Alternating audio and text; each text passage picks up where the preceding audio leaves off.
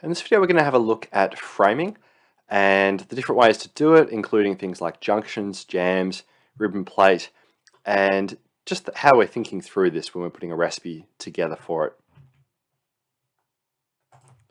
So I'm in my Buildxact account and I'm using the Frame Carpenter category, but obviously you can put yours wherever you like.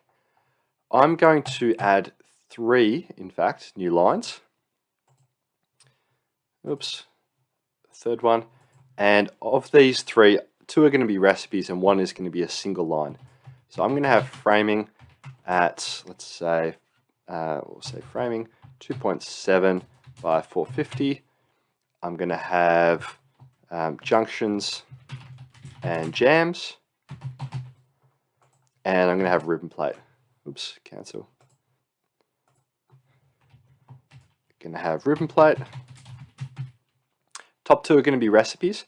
Bottom one is going to be just a single cost line, which I'll put in the cost now. So 650. That's going to be 90 by 45. Put it in the right box, that'll be helpful.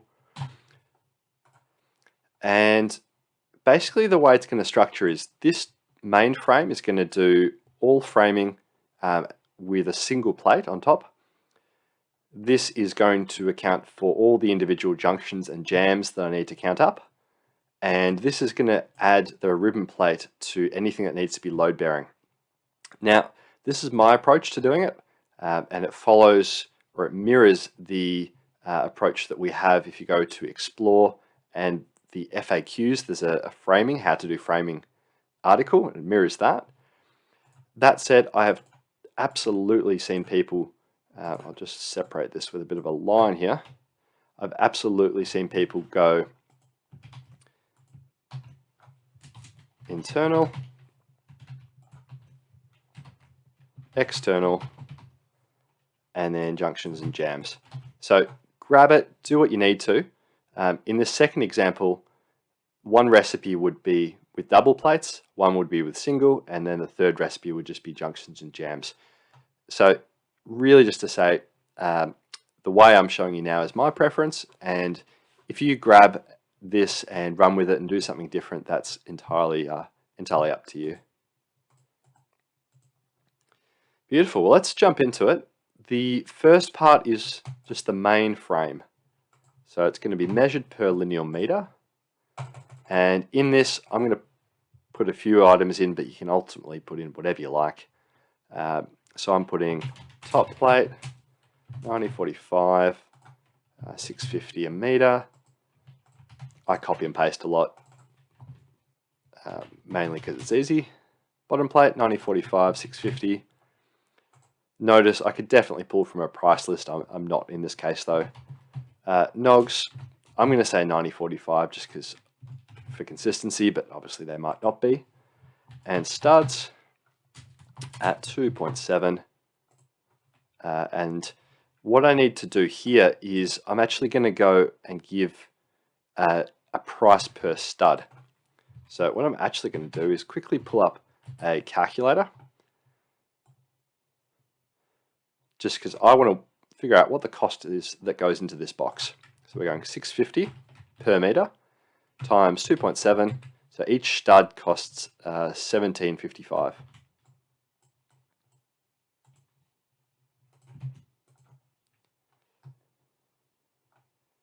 Now, the first 3 are really straightforward because the top plate, the bottom plate, the nogs all lie flat. So in 1 meter of wall, there is a meter of each of those.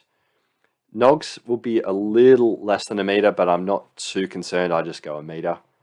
I've definitely seen people do a fraction less than a meter if they want to be spot on.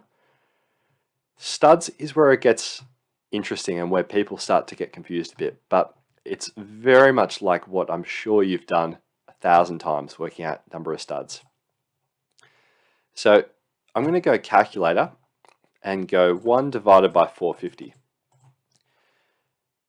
In the past, I would be absolutely certain in saying that you've gone through and measured a whole house and said something like, 150, 150 meters or 180 meters or whatever, divided by the spacing, gives you a certain number of studs. The only difference here is we only care about 1 meter at a time when we're doing these recipes, because the basis of every single recipe is that all of this stuff down here fits into one of these, whether it be a linear meter or a square meter or what have you. So when we're figuring this out, we only care about 1 meter right now. And that gives me 2.22222 studs per meter at 1755 each. And that's it. If I go and measure this, which I will, using my method, I go and measure all internal and external walls. I'm just going to change this to be yellow because I think it's easier to see. And just a point here, if you're not super familiar with this takeoff side of it, there's heaps of videos on takeoffs specifically. But I just did a polygon around there, and I'm now filling in the basically the internal walls or the extra bits with single lines, and I'm turning these labels off.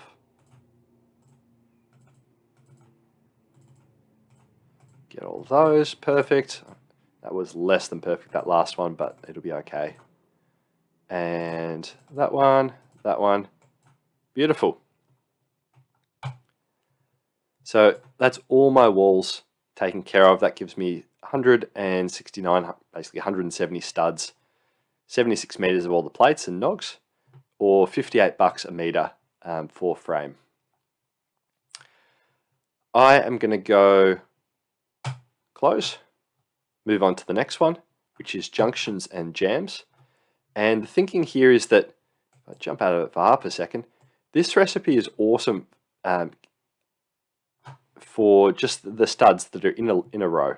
And while people definitely will go and add extra studs here to account for junctions and jams and things, the most exact way to do this is to actually count how many junctions and jams there are.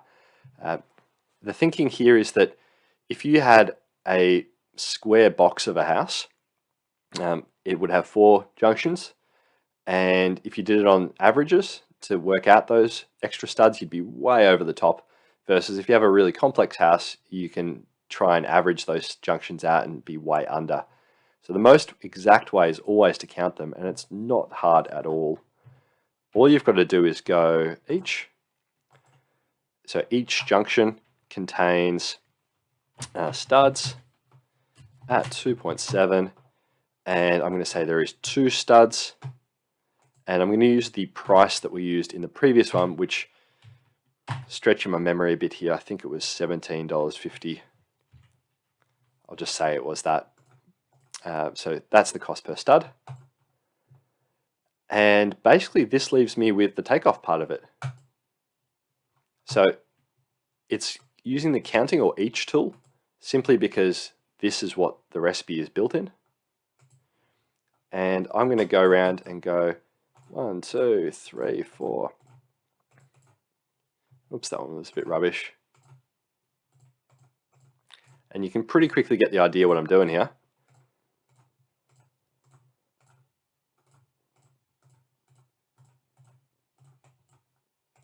There we go, beautiful. So pretty quick once you get the hang of it. The reason I say junctions and jams together is this recipe is adding 2 extra studs. And if you think about it, a small window will have potentially 2 studs, so 1 on either side. And you can, obviously, as I said with other recipe videos, you will know your building better than me. So take this second part with a grain of salt and use it if it fits your method. But what I'm doing is basically going window, window, each window gets 2 extra studs. And if I come across a really large opening, which I don't really have a good example for, then I'll do this one. I would go 2 ends and basically 2 studs, 2 studs. And the crux of it is just as long as you know how it's thinking, you can use this to make your life pretty easy. Accept and save, and that gives me 70 extra studs. Close that. Lucky last, this is just the additional top plate that I want to put on. It's 650 a meter, and this is a very straightforward takeoff where, in my case, I would just be doing load-bearing walls or external walls. And as I've said probably several times now, you will know better than us where these go, but I'm just going to do external for now.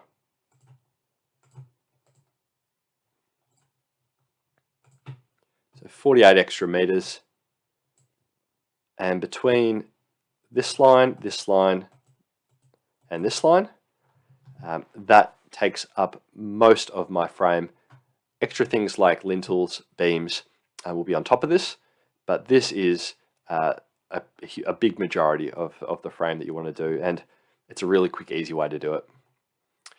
Beautiful, hope that helps. Any questions, let us know.